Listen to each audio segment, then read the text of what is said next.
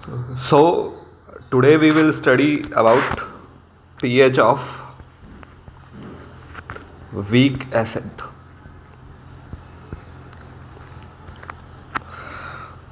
तो हम लोग जो है वो एक वीक एसिड कंसिडर करते हैं और वो वीक एसिड को मैं HA बोल देता हूँ और इसकी कंसंट्रेशन C मोलर और इसका डिसोसिएशन कांस्टेंट जो है वो K बोलता हूँ। तो वीक एसिड जो है वो कुछ इस तरीके से डिसोसिएट हो, तो पानी में जाने के बाद वीक एसिड जो है वो अपने आयंस में कुछ इस तरीके से डिसोसिएट होगा H plus aqueous plus A minus aqueous, और इसके डिसोसिएशन होने का इक्विलिब्रियम कांस्टेंट जो है वो K है। लेट्स से इनिशियली जो वीक एसिड है इसकी कंसंट्रेशन हमने C मोलर रखी है, तो इक्विलिब्रियम पर कुछ इस तरीके से ये डिसोसिएट हो जाएगा। तो मैं बोलता हूँ कि इक्विलिब्रियम पर इसका X मोलर डिसोसिएट हुआ तो वीक एसिड हो जाएगा C minus x molar, H plus बनेगा X मोलर और A माइनस भी बन जाएगा X मोलर। अल्फ़ा, अब यहाँ पर हम डिग्री ऑफ डिसोसिएशन यानी अल्फ़ा को हम क्या लिख सकते हैं, तो alpha is reacted by initial, तो X मोलर रिएक्ट किया है और इनिशियल कितना था C मोलर, तो यहाँ से X जो है वो हमारा किसके बराबर आ जाएगा, so X will be equals to C alpha. तो ये जो इक्विलिब्रियम पर हमने कंसंट्रेशंस लिखी है उनको हम ऐसे लिख सकते हैं कि HA की कंसंट्रेशन हो जाएगी C माइनस एक्स यानी C minus C alpha, so it will be equals to C into 1 minus alpha. H plus की हो जाएगी C अल्फ़ा और A माइनस की हो जाएगी C अल्फ़ा। तो ये जो K है, K इसका एक्सप्रेशन कुछ ऐसा होता है H plus into A minus upon concentration of HA at equilibrium. तो K का एक्सप्रेशन देखते हैं कैसा आ जाएगा। इक्विलिब्रियम पर H प्लस कितना है C अल्फ़ा, A माइनस इस C अल्फ़ा एंड HA कितना हो रहा है C इंटू 1 माइनस अल्फ़ा। तो K जो है वो हमारा इक्वल हो जाएगा, K will be equals to C alpha square upon 1 minus alpha. तो एसिड का डिसोसिएशन कांस्टेंट K जो है वो इक्वल आया है C alpha square upon 1 minus alpha. अब यहाँ पर हम देखते हैं, जैसे सबसे पहला केस अगर मैं इसमें लूँ, केस 1 अगर लूँ कि अल्फ़ा अगर 1 से काफ़ी कम है, तो अल्फ़ा अगर 1 से काफ़ी कम है तो 1 के रेस्पेक्ट में अल्फ़ा को नेगलेक्ट कर सकते हैं, तो 1 minus alpha will be approximately equals to 1, क्योंकि अल्फ़ा 1 से काफ़ी कम है तो 1 के रेस्पेक्ट में अल्फ़ा को नेगलेक्ट किया, तो K will be equals to C alpha square, या यहाँ से अल्फ़ा को क्या लिख सकते हैं, अल्फ़ा को लिखा जा सकता है under root of K by C। तो alpha under root of K by C आ गया। H प्लस का कंसंट्रेशन निकालते हैं, हमें pH निकालनी है तो H प्लस का कंसंट्रेशन निकालना होगा, तो H प्लस का कंसंट्रेशन क्या हो जाएगा C अल्फ़ा, और अल्फ़ा हम निकाल चुके हैं, alpha is under root of K by C। तो कंसंट्रेशन ऑफ H प्लस जो है वो हमारे पास कितना आएगा, under root of K into C। तो H प्लस का कंसंट्रेशन भी हमारे पास आ चुका है। अब हम यहाँ से चाहे तो pH भी निकाल सकते हैं, तो pH कितनी हो जाएगी, pH will be equals to minus half log of H plus, sorry pH will be equals to minus log of H plus. तो pH यहाँ से हम क्या लिख पाएंगे, minus log under root of K into C। तो इसको हम क्या लिख सकते हैं, it is minus log K into C की पावर हाफ, तो लिख सकते हैं इसको माइनस 1/2 लॉग KC, या इसको हम लिख सकते हैं minus 1/2 log XY equals to log X plus log Y लगाकर ये हो जाएगा minus half log K minus half log C। Now minus log K is PK, तो ये फार्मूला हमारा कुछ ऐसा बन जाएगा 1/2 pH equals to 1/2 PK minus log C। तो फार्मूला कुछ इस तरीके से हमारा बन जाएगा। तो अल्फ़ा आया है हमारे पास root K by C, H plus आया है C अल्फ़ा और वो हो गया है रूट K इंटू C के बराबर, और pH हमारे पास ये आ गया है। लेकिन ये कब है, जब अल्फ़ा 1 से काफ़ी कम हो। अगर ऐसा नहीं हुआ, if alpha is comparable to 1, तो अगर अल्फ़ा 1 से कंपेरेबल हुआ तो हम 1 माइनस, तो यहाँ पर हम 1 माइनस अल्फ़ा को 1 माइनस अल्फ़ा को 1 नहीं लिख पाएंगे। हमें एग्जैक्ट ये जो क्वाड्रेटिक है, ये जो यहाँ पर क्वाड्रेटिक इक्वेशन बनेगी उसको सॉल्व करना होगा। तो अगर अल्फ़ा 1 से कंपेरेबल हुआ तो फिर क्या हम लिखेंगे, k equals to C alpha square upon 1 minus alpha. Quadratic solve हम करेंगे, यहाँ से अल्फ़ा मिलेगा तो h प्लस जो है वो सी अल्फ़ा के बराबर था, तो h प्लस मिलेगा तो फिर pH हमारे पास आ जाएगी। तो क्या करना होगा, सॉल्व क्वाड्रेटिक, गेट अल्फ़ा, और फिर h प्लस जो है वो किसके बराबर हो जाएगा, सी अल्फ़ा के, और h प्लस सी अल्फ़ा के, तो फिर वी कैन गेट pH। तो देखिए एक बार इस क्वाड्रेटिक को भी सॉल्व करते हैं। तो ये क्वाड्रेटिक कुछ इस तरीके से बन जाएगी, सी अल्फ़ा स्क्वायर प्लस के अल्फ़ा माइनस के इक्वल टू 0। तो यहाँ से अल्फ़ा निकालता हूँ श्रीधर आचार्य फार्मूला लगा के। तो श्रीधर आचार्य फार्मूला लगा के अल्फ़ा हो जाएगा माइनस के प्लस माइनस, लेकिन माइनस साइन हम यहाँ नहीं लेंगे क्योंकि अल्फ़ा नेगेटिव नहीं हो सकता। तो minus K plus under root of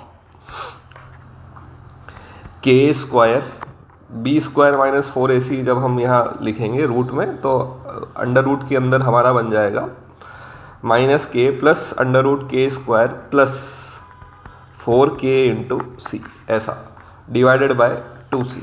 तो ये अल्फ़ा यहाँ से हमारे पास आएगा। एक बार h प्लस भी निकालता हूँ। तो h प्लस जो है वो किसके बराबर होगा, h प्लस सी अल्फ़ा के बराबर होगा। तो यहाँ से h प्लस अगर हम निकालेंगे तो वो कितना आ जाएगा, तो वो आएगा minus K plus under root of K square plus 4kc divided by 2। ये फार्मूला याद करने की ज़रूरत नहीं है, हम जो है वो क्वाड्रेटिक सॉल्व कर लेंगे जब क्वेश्चन आएगा तब, और अल्फ़ा 1 से कंपेरेबल हो रहा होगा तब। तो हमें कैसे पता पड़ेगा कि अल्फ़ा कब निगलेक्ट किया जा सकता है 1 के रेस्पेक्ट में, और कब अल्फ़ा जो है वो 1 के कंपेरेबल हो रहा है। तो अल्फ़ा 1 के रेस्पेक्ट में तब निगलेक्ट किया जा सकता है जब अल्फ़ा 1 से काफ़ी कम हो, और तब अल्फ़ा ही आता है। तो अल्फ़ा 1 से काफ़ी कम कब रहेगा, जब k बाय सी 1 से काफ़ी कम रहे। तो वो एक टेंटेटिव वैल्यू हम ले लेते हैं कि k बाय सी जब लेस देन और इक्वल टू 10 की पावर -3 हो, तो हम अल्फ़ा को 1 के रेस्पेक्ट में निगलेक्ट कर लेंगे। तो अल्फ़ा 1 के कंपेरेबल कब रहेगा, जब k बाय सी ग्रेटर देन 10 की पावर -3 हो। लेकिन ये जो दो केस हमने देखे, इसमें हमने पानी का कंट्रीब्यूशन नहीं लिया। मतलब हमें पानी का कंट्रीब्यूशन भी लेना पड़ सकता है, और पानी का कंट्रीब्यूशन हम कब लेते हैं, जब H प्लस जो एसिड से आए वो कंपेरेबल होने लगे जो पानी से H प्लस आता है उसके, तब हम पानी का भी डिसोसिएशन लेते हैं। तो H प्लस जो है वो जो एसिड से हमें मिले वो कंपेरेबल होने लगे जो पानी से H प्लस हमें मिलता है उसके, तो फिर हम पानी का भी कंट्रीब्यूशन लेते हैं। और पानी से हमें कितना H प्लस मिलता है, तो वाटर से हमें H प्लस जो है वो 10 की पावर -7 की रेंज का मिलता है। तो केस 3 हम देखते हैं कि if H plus from water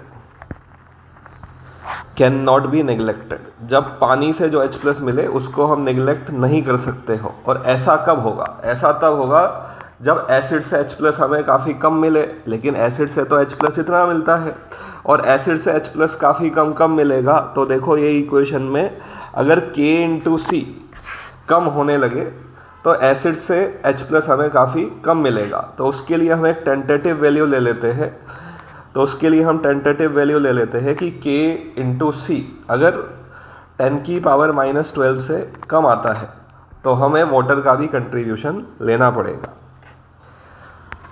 लेकिन ऊपर वाले दो केसेस में तो हमने वाटर का कंट्रीब्यूशन नहीं लिया है। तो ऊपर वाले दो केसेस में क्या रहा होगा कि K इंटू सी जो है वो ग्रेटर देन और इक्वल्स टू 10 की पावर -12 रहा होगा।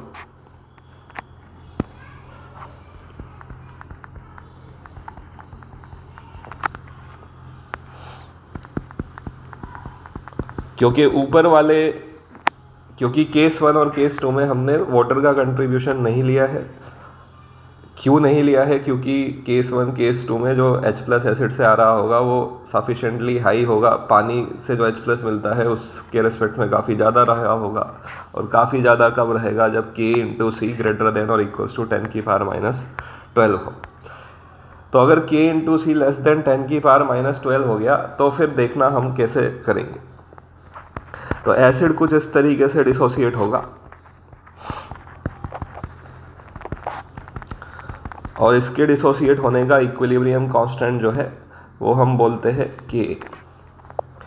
इनिशियली इसका कंसंट्रेशन C, तो इक्विलिब्रियम पर अगर ये x मोलर डिसोसिएट हुआ तो HA तो C माइनस x मोलर बचेगा, H प्लस यहाँ से x मोलर बनेगा, A माइनस यहाँ से x मोलर बनेगा। लेकिन अब वाटर भी डिसोसिएट हो रहा होगा, तो वाटर भी डिसोसिएट हो रहा होगा, तो वाटर कुछ इस तरीके से डिसोसिएट होता है। अब यहाँ पर लेट से वाटर अगर मैं बोलता हूँ कि y मोलर डिसोसिएट हुआ, तो वाटर अगर y मोलर डिसोसिएट हुआ तो यहाँ से H प्लस y मोलर मिलेगा और OH माइनस भी y मोलर मिलेगा। लेकिन H प्लस एसिड से x मोलर और वाटर से y मोलर मिल चुका है, तो टोटल H प्लस जो है वो फिर कितना हो जाएगा? तो total H plus will be x plus y molar. तो यहाँ से हम इक्वेशंस लिखते हैं, तो इक्वेशंस क्या होगी? तो K जो है वो हमारे पास हो जाएगा x plus Y into X upon C minus X. एक इक्वेशन ऐसी हो जाएगी। और KW जो है इस रिएक्शन का, यहाँ वाटर का आयनिक प्रोडक्ट हम KW बोलते हैं, तो KW की वैल्यू हो जाएगी x plus Y into Y. अब अल्फ़ा तो जनरली 1 से काफ़ी कम होता है, तो अल्फ़ा 1 से काफ़ी कम होता है तो x c के रेस्पेक्ट में काफ़ी छोटा रहा होगा। तो if x is much less than c, तो फिर ये इक्वेशन क्या बन जाएगी? तो ये इक्वेशन हो जाएगी k equals to X plus Y into X upon C. क्योंकि अल्फ़ा 1 से काफ़ी छोटा रहता है तो x c के रेस्पेक्ट में काफ़ी छोटा रहा होगा। तो ये इक्वेशन को हम फिर क्या लिख पा रहे हैं? ये इक्वेशन को इस तरीके से भी लिख सकते हैं, x plus Y into X equals to K into C. और एक इक्वेशन तो ये है ही सही, इसको इक्वेशन 1, इसको इक्वेशन 2 बोलता हूँ। तो ये दो इक्वेशन को सॉल्व कर कर हम एक्स वाई या एक्स प्लस वाई भी फाइंड कर सकते हैं। तो जैसे इन दोनों इक्वेशन को मैं ऐड कर देता हूँ, तो दोनों इक्वेशन को अगर मैं ऐड करूँगा, या इस इक्वेशन को मैं इस तरीके से लिखता हूँ, ये वाली जो इक्वेशन 1 है इसको मैं इस तरीके से लिख देता हूँ, k into C is equals to X plus Y into X, और ये इक्वेशन 1 हो गई। अब इक्वेशन 1 और इक्वेशन 2 को ऐड करता हूँ तो देखना क्या बनेगा। तो राइट हैंड साइड पर तो हमारा बन जाएगा के सी प्लस के डब्ल्यू, लेफ्ट हैंड साइड पर बन जाएगा के सी प्लस के डब्ल्यू, और राइट हैंड साइड पर बन जाएगा हमारा x प्लस वाई का होल स्क्वायर। तो यहाँ से अगर हम देखेंगे तो x प्लस वाई जो है वो कितना आ जाएगा? x प्लस वाई आ जाएगा अंडर रूट ऑफ के सी प्लस के डब्ल्यू, और x प्लस वाई क्या था? Concentration of H plus. तो कंसंट्रेशन ऑफ H प्लस इस केस में हमारे पास आई है अंडर रूट ऑफ के सी प्लस के डब्ल्यू, और इस केस में हमने पानी से भी H प्लस को कंसिडर किया है, और एसिड का डिसोसिएशन काफ़ी कम माना है, यानी अल्फ़ा को 1 के रेस्पेक्ट में काफ़ी कम माना है। तो यानी यहाँ पर क्या रहा होगा कि K/C जो है वो लेस देन और इक्वल्स टू 10⁻³ भी रहा होगा। तो ये 3 केस हमारे हुए। तो इन 3 केसेस से ही जो है वो सवाल आता है। तो जैसे केस 1 जो है वो हमारे पास क्या हो रहा है? केस 1 हो रहा है कि, तो अगर हम यहाँ समराइज करें तो केस 1 क्या था कि K/C अगर लेस देन और इक्वल्स टू 10⁻³ है और K इंटू सी ग्रेटर देन और इक्वल्स टू 10⁻12 है, यानी पानी का कंट्रीब्यूशन भी नहीं लेना है और अल्फ़ा भी 1 से काफ़ी कम है। तो अल्फ़ा आया था हमारे पास अंडर रूट ऑफ K/C, और H प्लस आ गया था under root of K into C. H plus आ गया है तो हम pH निकाल ही सकते हैं। pH भी यहाँ पर क्या आई थी? pH आ गई थी half pKa minus log C।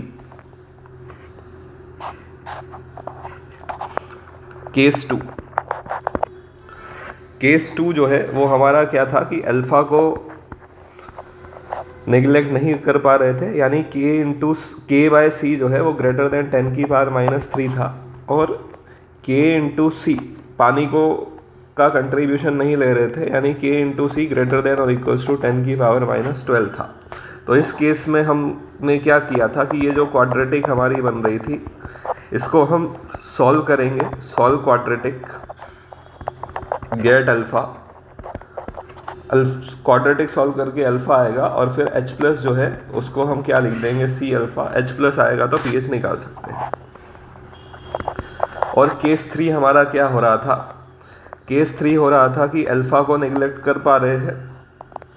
Case 3 में अल्फ़ा को नेग्लेक्ट किया था, यानी k/c लेस देन और इक्वल्स टू 10⁻³ और पानी का कंट्रीब्यूशन लिया था, यानी k/c लेस देन 10⁻12। तो यहाँ पर हमारे पास क्या आया था, तो यहाँ H प्लस का जो फार्मूला था वो हमारे पास आ गया था √KC + KW।